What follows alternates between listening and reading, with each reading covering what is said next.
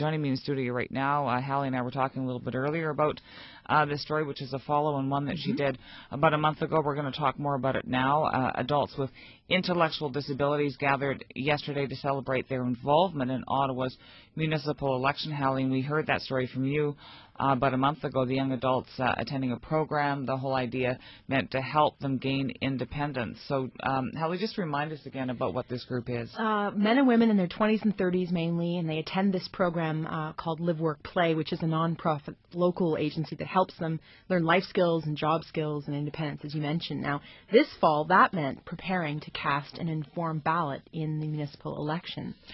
So yesterday, as you were mentioning, the group gathered to discuss the results with Keenan Weller, their program leader, and the founder and CEO of LiveWorkPlay. Now, it was billed as a party, Kathleen, but only for those who voted. So there were some sort of criteria before you could come to the party. There was snacks, there was juice. The room was filled with ward posters and lists of candidates and pictures of the mayoral candidates, and everyone was handed a booklet of the results. Let's see if we can make some sense of all this information. Does everyone have a pen? And what was the total number of votes? Jillian? 3,039. Perfect. 300,039 votes. Whoa! Yeah. That's a lot of votes. Big turnout. Brian is 1, Alex is 2, and Bob is 3. How far away was Munter from becoming mayor? 32. Yeah. Is that a good? Would that be considered pretty tight as a race, or would that be? Yeah, I know. It's quite a lot. I was expecting a nail biter. Larry O'Brien doesn't really have a platform on affordable housing. So, like, what would that mean for like people that need affordable housing? I guess they need to educate him. Emailed Alex Munter. Yes.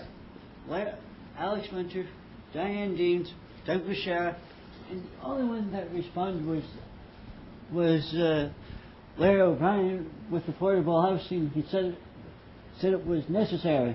He said it was necessary or wasn't necessary? It was necessary. It was necessary? So, Jen, you were in Stittsville, right? Yes.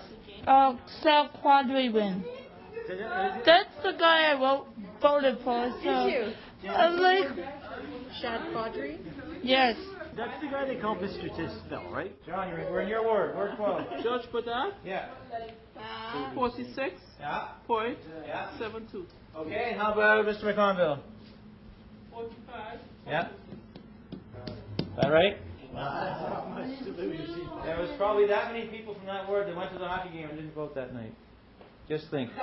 If there hadn't been a Sens game, maybe the result would have been different. If it hadn't been raining, maybe the result would have been different. That'd be hard to swallow. Losing by 200 votes. So congratulations on voting. You guys are all a part of these numbers, right? That's cool. Sometimes I wonder if our contribution makes a difference. There's been votes in the past where just 1 or 2 votes makes all the difference. They're counting up the ballots, and somewhere there's probably one relative or friend of that candidate that didn't go out that night and vote, and that cost them the election. It's important because it shows that our vote counts in the grand outlook. And it's also important, right, whether or not your candidate won, the fact that you participated and that you learned all the information, right, it gives you guys the right to speak up, right, and hopefully the confidence. So, Alex Munter didn't win. How do you feel about that? I feel upset because I voted for him. Yeah, so you were hoping. Yeah. Obviously, you're hoping he would win, eh? Yes. I'm disappointed because I wanted him to win. Like he had some of the same views that I shared. Yeah, that's what I mean. Who did you vote for? Who did I vote for? Wouldn't you like to know? Yeah. I'm exercising my democratic right to keep that private. Okay, so you guys should probably take a quick break. Let's have some food, and then maybe we'll check out some news clips from yesterday. I was very disappointed in mom's boyfriend, Grant. Oh, did he not vote? No, I grabbed his ear. I was like, Strong feelings. I'm just really excited today to hear them talking with passion about their candidates. That's kind of a new thing. We've had people participate in elections before, and yes, they voted and they were excited about it, but I think it's really a new development that they're kind of upset when their candidate didn't win, or excited that their candidate did win, because they've connected the people with the issues, and that just shows me we made a big step. It's 11 o'clock. I'm Stu Mills from the CBC Ottawa newsroom. Here at home, millionaire businessman, tech entrepreneur, and now mayor. Kathleen, that was the sound of Stu Mills' newscast. The group is listening to the latest cast on the internet to hear any election news.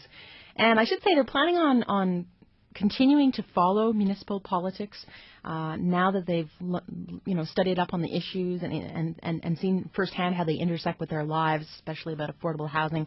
And so it's not going to wait. They're not going to wait another 4 years to tune in again. They're going to be following as the weeks and months progress in this new mayorship. And they can keep tuning in to Stu. Exactly. Yes, he sounded good on the internet. Via the radio. That's Hallie, right. thanks. Thanks, Kathleen. CBC reporter Hallie Cotton with the voices of people from LiveWorkPlay. It's an organization in Ottawa that helps adults with intellectual disabilities gain independence through life and work skills and confidence. And to learn more, you can go to liveworkplay.ca. Now we're going to go to Sean Foley and sports.